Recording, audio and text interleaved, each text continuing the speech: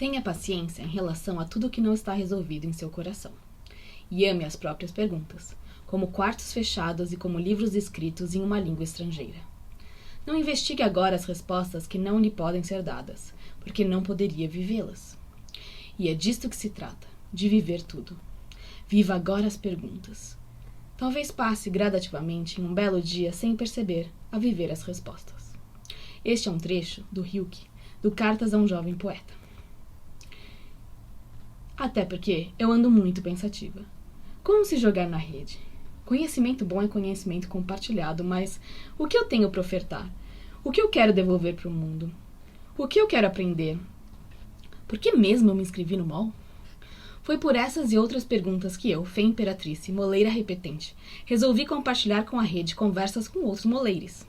Que como eu pensam, nossa, quanta gente foda, por onde começar? Ou então, mas como acompanhar todo esse turbilhão de coisas? Com certeza eu vou perder alguma coisa. E tá tudo bem. Começa assim o MOL Papo. E nada melhor do que estrear com um papo filosófico e com a Rafise dos Santos, que por sinal foi quem compartilhou comigo o trecho da abertura deste episódio. Bora escutar esse papo?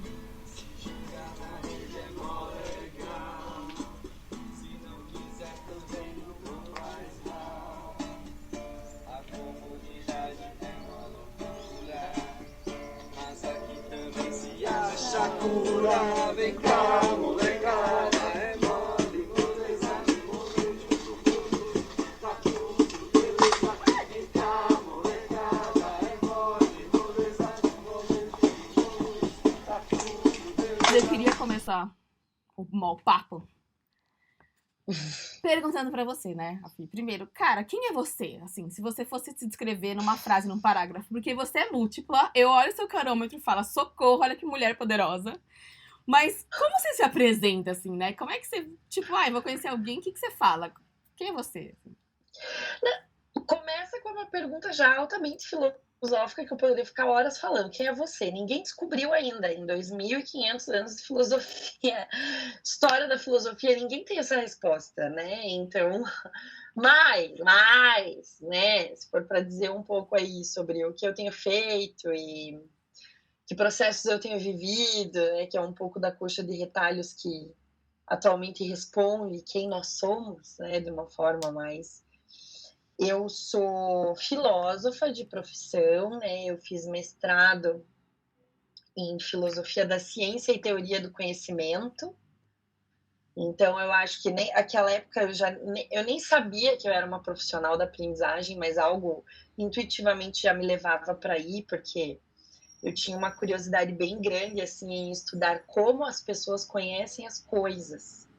O que separa algo que é uma mera informação na minha cabeça de um conhecimento. Como é que é esse processo de conhecer?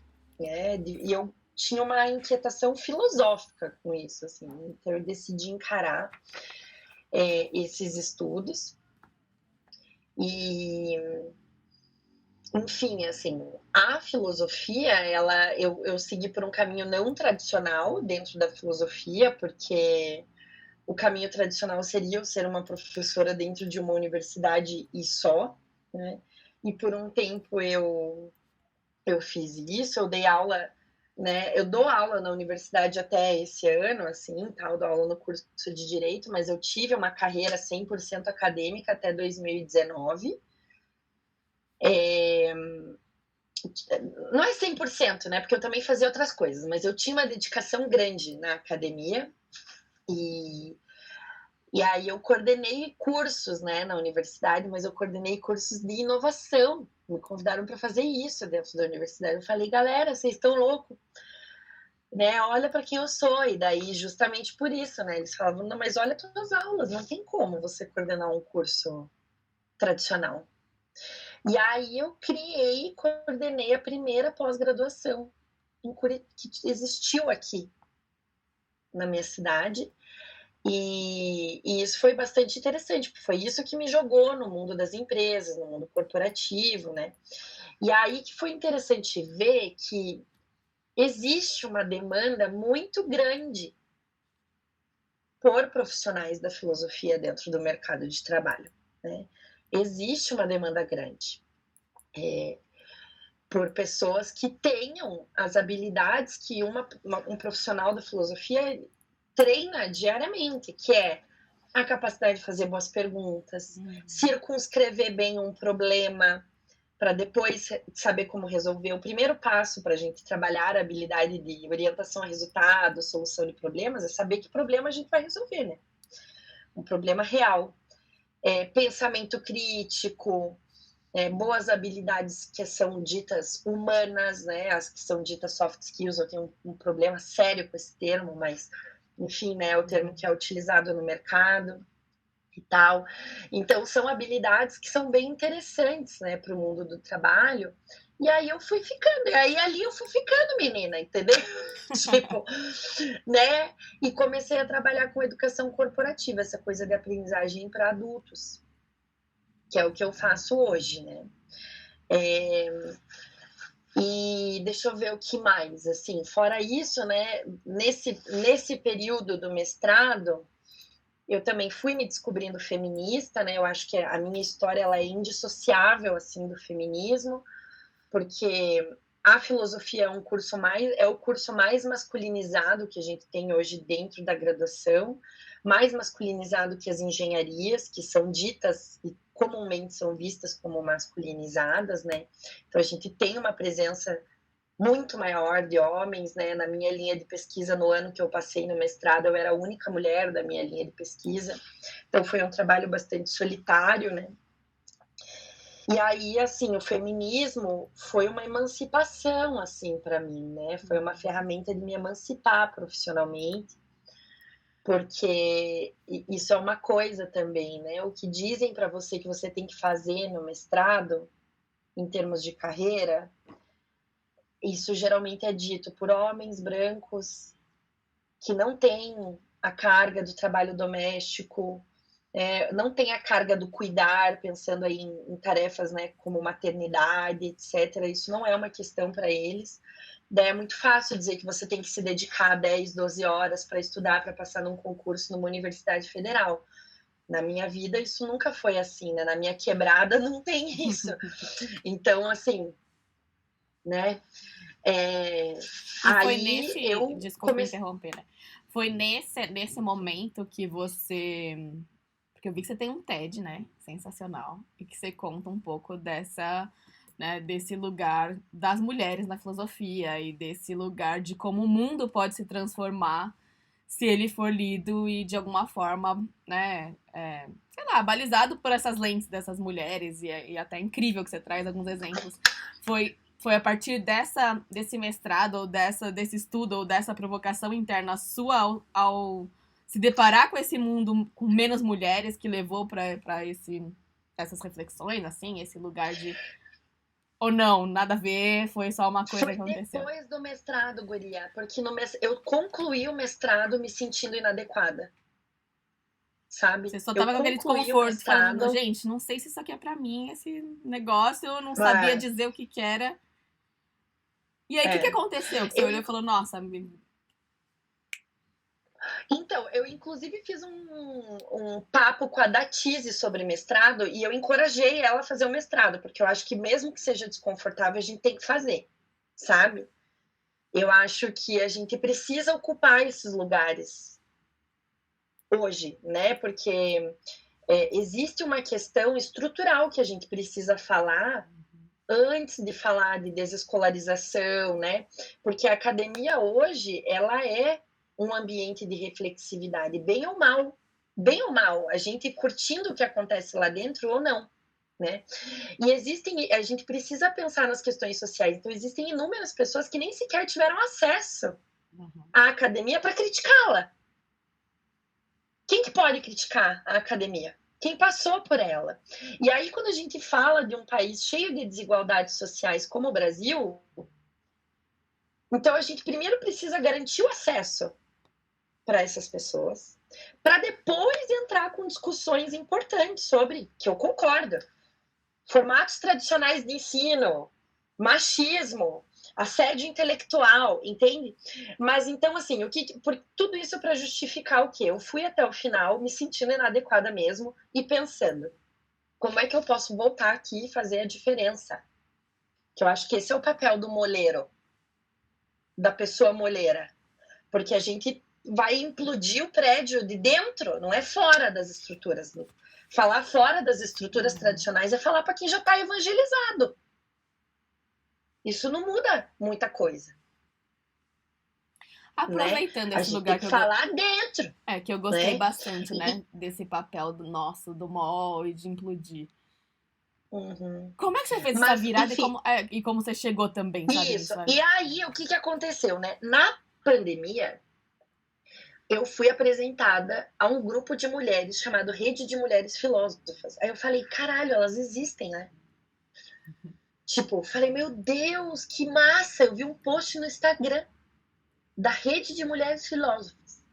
E aí, guria, o mundo se abriu pra mim, porque daí era uma comunidade, olha aí, ó, pensando no CEP mais R, era uma comunidade de mulheres que estudavam filosofia e que estudavam outras filósofas. E aí eu mergulhei nessa comunidade. Falei, cara, que maneiro, que gente maneira, sabe? E aí que eu fui sendo apresentada a um hall de pensadoras que eu nem imaginava que existiam, porque elas não passavam na academia. E aí eu fui descobrindo professoras que estão lá na universidade ensinando sobre outros homens, né? Outros filósofos, que tiveram que fazer sua dissertação de mestrado escondida. Sua tese de doutorado, botar a filósofa escondida. Tipo, eu tô mascarando aqui com esse problema que foi falado pelo Ciclano, pelo Beltrano, mas o que eu quero estudar mesmo é Judith Butler. E aí eu cito ela lá no meio. Sabe? Então a gente tá passando, assim, por isso ainda em alguns espaços, né? Mas hoje, o que a gente fala dentro da comunidade de mulheres filósofas é que nós estamos vivendo uma primavera feminista, uma primavera filosófica, nesse sentido de cada vez mais ser dado espaço para as mulheres, né? E, inclusive, se questionar esta forma que é feita a filosofia, né? Porque o que dizem que é a filosofia? Essa forma super tradicional europeia de fazer uma exegese de texto, né? De estudar numa linha do tempo super linear, tá certo? Isso é pensamento europeu. A gente precisa dar o nome correto. Isso não é filosofia, porque se eu for pegar tudo que é feito em termos de material filosófico, a gente tem outras formas de pensar. Inclusive com a Silvia Rivera Cusicanqui, que é uma que eu cito no TED, que eu falei, ela tem uma outra linha do tempo. Porque quando a gente pega as categorias Quechua e Aymara para pensar o tempo, a gente esquece o calendário gregoriano, né? Isso é filosofia, eu coletar diversas formas de pensar um mesmo problema, né? E a partir disso pensar em soluções criativas para a sociedade, né? Então aí que foi o meu salto, porque eu vejo que os principais problemas que nós estamos enfrentando, se a gente for resolver da maneira canônica, a gente não vai resolver, porque a gente não resolveu até agora, não é? O Vale do Silício não resolveu, inclusive agora está criando outro problemaço aí para nós. Que é a questão da interação com a tecnologia, etc. Então, a gente precisa realmente povoar estas instituições tradicionais, né, e que ainda estão aí, né, que tem poder, caneta para fazer muita coisa no mundo, com a gente, com essas pessoas que pensam diferentes soluções, né? E isso, com certeza, vai gerar certos atritos, isso vai gerar certas divergências, mas eu acho que a verdadeira essência da colaboração é essa, né? É também criar esses espaços, né, de atritos saudáveis, de tretas com respeito, né? Eu acho que é mais ou menos por aí. Pensando na virada, né? Essa pergunta que você trouxe. Bem legal. Foi isso. E como você chegou no mall, né? Você falou, nossa... Então, eu sigo o Ivan Petri, o Ivan que teve na imersão. Fantástico, sensacional. E o Ivan fez o mall, acho que ano passado. E aí eu comecei a seguir o Alex e assinei a News. E aí, ao assinar a News, eu entrei numa outra comunidade super legal, né? Que tem a ver, né? Que eu acho que tem muito uma coisa interessante. Eu acho as arquiteturas de aprendizagem, elas podem, no meu vocabulário, eu acho que elas podem ser consideradas como experiências de alto impacto, que é uma coisa que dentro da educação corporativa as pessoas procuram muito. Experiências de alto impacto, né? Elas falam isso, não, porque a gente precisa impactar a liderança, porque a gente precisa impactar esse público para tal coisa. Né? Essa é uma palavra que está muito presente no meu dia a dia, assim, de trabalho. E eu acho que as arquiteturas de aprendizagem, elas têm isso, porque, veja, a gente, antes de começar essa gravação, a gente estava falando sobre o quanto cada semana a gente está impactada de uma forma diferente pelo MOL, né? Então, eu acho que a gente precisa levar isso. Considero isso, né? Era um gap que eu tinha, né? Porque eu acho a arte de anfitriar conversas, as ferramentas de facilitação, também experiências de alto impacto, mas eu acho que tem uma coisa, assim, uma versatilidade, uma agilidade diferente, assim, é um teor diferente que a gente encontra aqui, que eu vejo que pode ser útil para entrar no meu kit de ferramentas, né? Eu vejo assim, a pessoa facilitadora, a pessoa que trabalha com treinamento, desenvolvimento e tal, ela é uma pessoa que eu acho que a gente veste aqueles coletes que os fotógrafos vestem, que tem um monte de bolsos, assim. Amei. E daí, para cada demanda, a gente vai abrindo um bolso, sabe? Tirando uma ferramenta. Eu acho que o MOL é uma delas. E o Paulo também. O Paulo tá na nossa turma, ele fala muito do CEP mais R, né? Eu tive a oportunidade de trabalhar com ele por um tempo, e aí ele falava muito, enfim, a gente troca muitas referências e tal. Então, foi por meio dele que eu conheci o CEP mais R e, enfim, daí também foi um outro convite, né, a assinar a news do Alex e ver como não é só sobre o Alex, né, é uma comunidade de pessoas pensando a aprendizagem de maneira colaborativa, coletiva, criativa, cada um com a sua...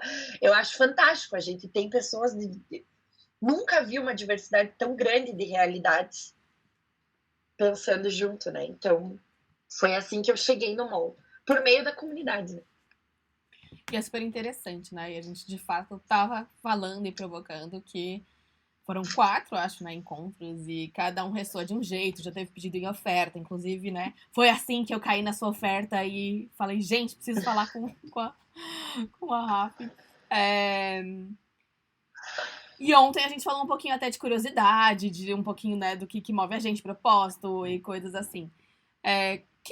Olhando para o seu contexto hoje, né? Você trouxe muito essa questão de, nossa, tô no mundo acadêmico até o final do ano, tô no movimento para esse lado corporativo, mas o que tá emanando, o que você tá ressoando para você nesse lugar de curiosidade ou dessa diversidade? Já tem coisas que você olha e fala, nossa, que curioso, quero ir me juntar com essas pessoas para entender mais. O que você tá refletindo sobre?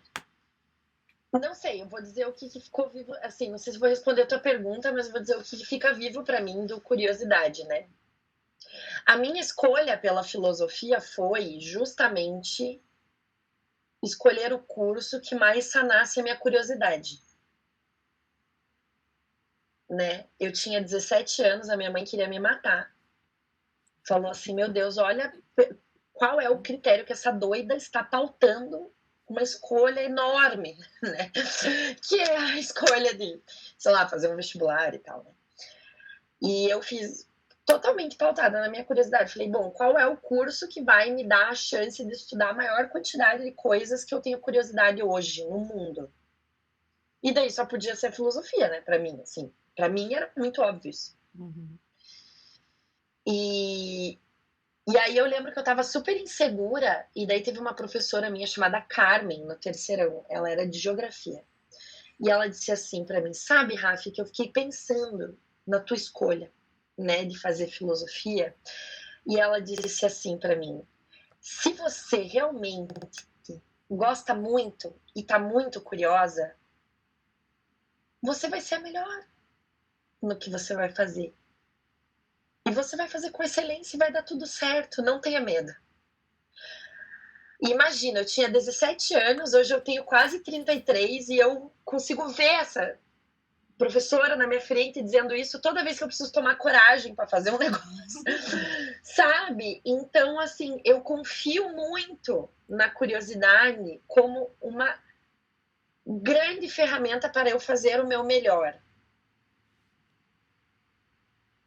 Bonito, né? Graças à professora Curiosidade Carmen. como uma grande ferramenta para fazer o seu melhor, né? Até repetindo aqui, o porque seu é melhor. muito bonito. Obrigada, professora Carmen, né? Vamos citar ela aqui. E aí, assim, inclusive o tema do TED, né, que eu falei, chama-se, o tema desse grupo, né, de speakers era ideias que nos movem.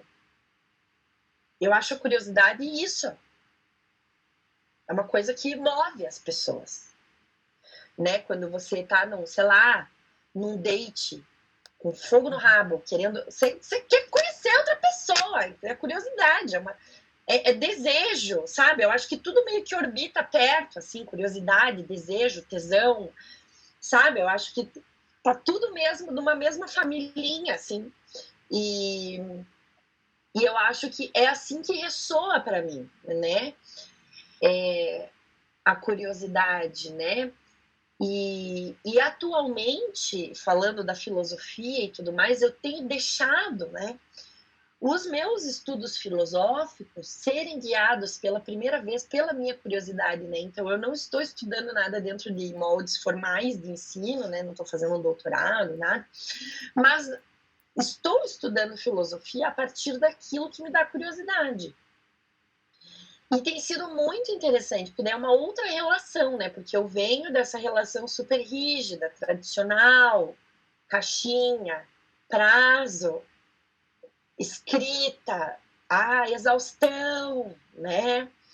E tal. E agora eu estou experimentando outros formatos de estudar aquilo que faz parte da minha profissão, movida pela curiosidade. E foi fantástico, porque, por exemplo, já me chamaram para falar num podcast sobre pensamento crítico, foi incrível o podcast. Me chamaram para falar num podcast sobre relação entre cães e animais e humanos. Desculpa, isso foi uma coisa que eu não falei da minha bio. Eu sou cachorreira pra caralho, adoro cachorro. E tô estudando isso, né? Tenho falado muito sobre inteligência artificial e a era do pós-humano. São coisas que eu estou estudando porque eu quero, né? Então, isso é muito... Eu acho que isso te dá muito poder, falando da curiosidade, né? Você está estudando isso por quê? Porque eu quero. Né? Nós somos um grupo de pessoas que temos esse privilégio. Também é muito importante reconhecer o recorte social, né? Nós estamos dentro de um recorte social que nos permite dizer: vou estudar porque quero. É importante saber que essa não é uma realidade de 90% do povo brasileiro. Mas, hoje, com o nosso recorte e privilégio, isso nos empodera no sentido de despertar um poder interior, né? É uma emancipação você poder estudar algo porque você quer, né? Então, é mais ou menos por aí que mora a curiosidade. E o meu grande desafio hoje é despertar essa curiosidade em lideranças, né? Em pessoas do meu ambiente de trabalho, pessoas que trabalham comigo, passar isso, né? Igual vírus para as outras pessoas, né? Acho que esse é um grande desafio que a gente tem com essa arquitetura, não é? E nós dá para ficar horas aqui perguntando para você, né? Até dessa experiência corporativa e várias coisas, dá para abrir várias janelas. Dá. Mas olhando de uma ótica assim, nossa, iniciante, né?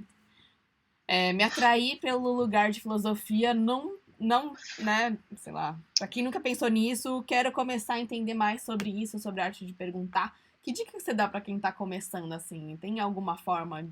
Se joga e vai pesquisar sobre pensadores e pensadoras, tenta achar um ramo e ler sobre isso. O que você costuma falar, né, até para os seus alunos ou para quem tá em ambientes para despertar esse lugar de curiosidade ou esse pensamento, né, sistêmico, ou essa arte de conversar?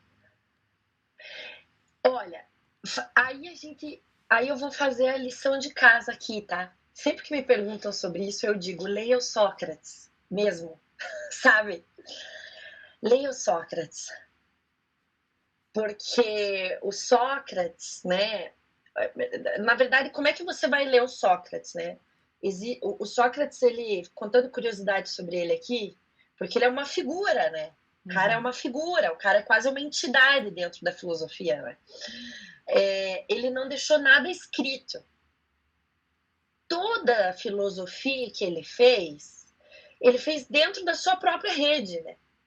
Falando aqui do CEP mais R, ele fez dentro da sua comunidade filosófica. Então você precisa ler o Platão para ler o Sócrates, né? Porque daí o Platão foi quem registrou as fofocas e publicou, né? Então, ler o Sócrates é ler um pouco os diálogos que o Platão escreveu, né? Mas o Sócrates, ele tinha um método de perguntas chamado método socrático. E ele era um filho da puta. Por quê? Porque ele já tinha a resposta dele, que ele achava, né, na cabecinha dele ali. Mas tão feito que a gente vai conversar aqui, Fê, sobre justiça. É um clássico do Sócrates, inclusive. Foi aí que ele tomou um pau, né, e foi preso, morto e tudo mais. Foi por causa dessa conversa.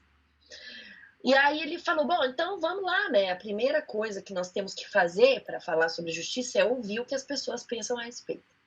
Eu acho já isso de uma grandeza, de uma magnitude, era 500 antes de Cristo e as pessoas estavam falando isso. E a gente ainda tem problema de ouvir, né? Então ele diz, vamos lá. Daí ele ia lá para as praças, lá em Atenas, ia dar rolê e perguntar para as pessoas. O que você acha que é a justiça? Para você, o que é considerado uma atitude justa? E uma atitude injusta? Como é que você já viveu isso na tua vida? Você pode me dar um exemplo? Né? Então ele faz inúmeras perguntas. Ele se chamava de parteiro de ideias, né? Para ir tirando da pessoa o que ela pensa a respeito. Né? E aí, a partir da fala da outra pessoa, ele ia tecendo essa teia do conhecimento, né? Então, você está me dizendo que, no seu ponto de vista, a justiça é tal, e considerando que a gente vem aqui em Atenas com o exército, então a gente poderia considerar X? A pessoa dizia sim, não. Então, ele ia tecendo ali, claro que daí ali ele ia botando um pouquinho da coisinha dele, do tom perro dele ali, né?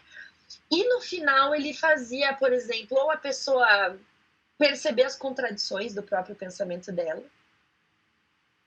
Né? Ele era muito bom em lógica. Então ele era um grande caçador de falácias lógicas, né? Porque daí ele dizia, pô, mas você está se contradizendo. Né? Ou ele trazia ali alguma coisa, alguma sabedoria super interessante e no final as pessoas falavam, nossa, Sócrates, você arrasa, né? E esse era o método socrático, né? Claro que é um pouco egóico, sim, mas noves fora, né? Falando ali da arte da argumentação, o cara sabia também fazer boas perguntas. E ele tinha uma metodologia para isso, né? E ele era visceral, né? Ele falava assim, eu prefiro morrer a parar de filosofar. Eu prefiro morrer a parar de perguntar. E ele tinha o daimon. Daimon chama-se demônio, né? A palavra grega é demônio. Mas é como se fosse uma espécie de intuição. Que é uma coisa que eu estava até falando ali no grupo sobre cara de pau. Consulta o teu daimon, né? Consulta a tua intuição, a tua intenção. E daí o daimon, ele sempre se pronunciava, dizia, não, é bom, vai por aqui, é uma coisa boa, faça. Ou não, você está fazendo merda, fica aqui onde você está. E ele sempre, então, movia a sua curiosidade, as suas perguntas por meio do daimon. Eu acho isso uma bela de uma bússola para quem quer começar. Porque são elementos muito importantes na arte de fazer boas perguntas. Né? A arte da escuta, a arte de exercitar isso, é uma prática. Perguntas, filosofia, é uma prática. Tem que treinar, né? E a intuição? Confiar no teu tino, sabe? Eu acho que a pessoa que ela é uma boa perguntadora, ela tem um faro. É um tino que a gente vai criando ao longo dos anos. Então, confiar nesse teu tino, né? E aí, sobre interesses, depois de fazer essa lição de casa, ler Sócrates. Agora, por onde começar depois do Sócrates, né? Eu acho que procurar as tuas grandes perguntas atuais, né? Então, para mim, por exemplo, interação, tecnologia e mundo do trabalho é uma pergunta real. Quais são as... Aí eu sempre começo com as pensadoras. Quais são as pensadoras que estão falando sobre isso? Sempre tem. Vamos atrás delas. Aí depois, quais são os pensadores, né? Pensadores homens, né? Porque daí tem pensadores no sentido não binário, né? Então, se for ver lá a Judith Butler, a própria Dana Haraway, são pessoas que se consideram não binárias, né? Então, pensa nisso, né? Outros grupos que não sejam hegemônicos, né? Então, eu começo pessoas negras, indígenas, que estão falando sobre isso. É assim que tem sido a minha metodologia de curiosidade filosófica ultimamente. Nossa, Rafa, eu amei, assim. E aprecio super, tá? Eu aprecio sua generosidade, sua participação nos grupos, essa questão de intenção, né? Você mandou até hoje no grupo, acho que foi super importante, que é uma questão, né, de, como olhar para esse lado cara de pau e ao mesmo tempo né, olhar que a sua intenção é positiva e que você quer aquilo e isso vai te ajudar a se enxergar e a respeitar se eventualmente tiver um não ou não. E super interessante também o seu interesse. Olha, interessante o seu interesse. Que é esse lugar que eu acho que é um lugar provocativo do mundo que a gente tá, de como a gente pode de fato resgatar e compreender ou olhar para por que a gente tem tudo isso de conhecimento ou tantas coisas acontecendo e a gente não está conseguindo levar para um lugar de resolução de problemas, né? E sim de criação, talvez, de mais problemas. E acho que conversa super com essa arte de escuta, com essa arte de perguntar, com essa arte de, com isso, tecer, acho que você falou muito bonito, né? Tecer, talvez, esse lugar e essas respostas. Então, aprecio essa troca e essa...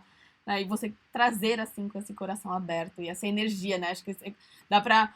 Embora a gente esteja aqui no vídeo e tudo mais, acho que dá pra sentir quando alguém traz algo que tem essa energia e essa intenção de curiosa, né? Não é uma coisa de falar por falar. Então, super obrigada aí pelo papo. Eu te agradeço, gurinha!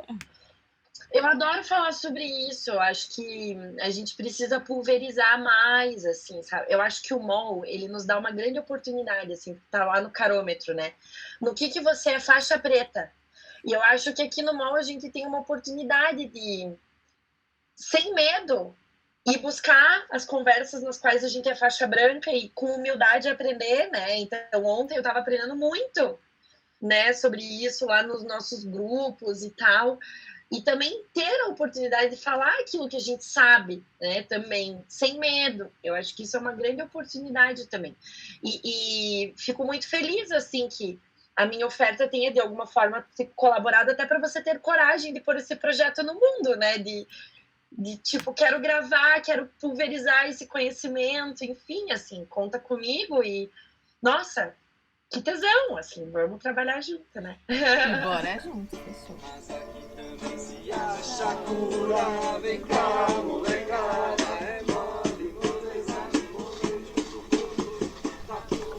Ei, você que ficou até aqui, antes de terminar, se quiser, fica mais um pouco. Vou finalizar com uma sessão meio que aprendendo em voz alta. Confesso que fui pesquisar sobre Sócrates no Wikipédia. Descobri que foi um dos fundadores da filosofia ocidental. E que, como a Rafisi nos disse, seus relatos e obras foram conhecidos por quem veio mais tarde, principalmente seus alunos Platão e Xenofonte. Vou ler aqui um trecho para vocês do Método Socrático. O método socrático é uma técnica de investigação filosófica feita em diálogo, que consiste em o professor conduzir o aluno a um processo de reflexão e descoberta dos próprios valores. Para isso, o professor faz uso de perguntas simples e quase ingênuas que têm por objetivo, em primeiro lugar, revelar as contradições presentes na atual forma de pensar do aluno. Essas contradições são normalmente baseadas em valores e preconceitos da sociedade. Assim, o professor o ajuda a redefinir tais valores, aprendendo a pensar por si mesmo. Imagina a influência da filosofia na psicologia e o quanto que a gente pode ficar pensando muito sobre isso. Como eu sou curiosa, lembrei que tem um livro do The School of Life chamado Grandes Pensadores. E ele, coincidentemente, começa com Platão. Na página 12, que diz assim: Platão. Atenas, 2.400 anos atrás. É um lugar compacto, cerca de 250 mil pessoas moram ali. Há belos banhos públicos, teatros, templos, mercados com arcadas e ginásios. A arte prospera, a ciência também. É possível conseguir peixes excelentes no porto de Pireu. Faz calor durante mais da metade do ano. Esse também é o lar do primeiro filósofo verdadeiro e provavelmente o maior do mundo, Platão. Nascido em uma família rica e proeminente da cidade, Platão dedicou a vida a um só objetivo: ajudar as pessoas a atingirem o estado que chamava de eudaimonia. Palavra difícil, vou repetir. Eudaimonia. Essa palavra grega é peculiar e fascinante, é um pouco difícil de traduzir. Quase significa felicidade, mas na verdade está mais próxima de satisfação, porque felicidade sugere uma alegria efusiva contínua, enquanto satisfação é mais compatível com períodos de grande dor e sofrimento, que parecem ser parte inevitável até mesmo de uma vida boa. Como Platão propunha tornar as pessoas mais satisfeitas, 4 ideias centrais se destacam em sua obra. 1. Pense mais. 2. Ame com mais sabedoria. 3. A importância da beleza. 4. Mudando a sociedade. Não vou ler tudo, mas quero destacar 2 trechos em Pensei Mais, o primeiro deles. Platão propunha que, em grande medida, nossa vida dá errado porque quase nunca dedicamos o tempo necessário a pensar meticulosa, suficiente e logicamente sobre nossos planos. Então, acabamos tendo valores, carreiras e relacionamentos errados. Platão queria trazer ordem e clareza à nossa mente. E termino com o segundo trecho, que é dentro de um tópico de mudando a sociedade, que diz: precisamos de uma educação melhor. Platão acreditava apaixonadamente na educação, mas queria reformar a grade curricular. O principal não é aprender apenas matemática ou ortografia, mas a sermos bons. Precisamos aprender a ter coragem, autocontrole, sensatez, independência e calma. Para colocar isso em prática, Platão fundou em Atenas uma escola chamada Academia, que prosperou durante mais de 400 anos. As pessoas iam para lá simplesmente aprender a viver e morrer bem. É fascinante e mesmo triste que as modernas instituições acadêmicas tenham banido essa ambição. Se um estudante aparecesse na Universidade de Oxford ou em Harvard querendo aprender a viver, os professores chamariam a polícia ou o hospício. Eu concordo com o livro que as ideias de Platão continuam profundamente fascinantes e provocadoras. E que bom me jogar nessa rede do MOL, que bom escutar a Rafisi e que bom provocar essa curiosidade da filosofia de volta para o que eu quero aprender e para o que estamos fazendo aqui, né? E para refletir onde nos perdemos e como juntos podemos arquitetar ou resgatar outras perspectivas, a nossa curiosidade, a nossa forma de aprender e a nossa autodireção. Espero que este papo também tenha provocado algo em você. Amaria saber se estiver a fim de compartilhar. Afinal, tudo é um convite.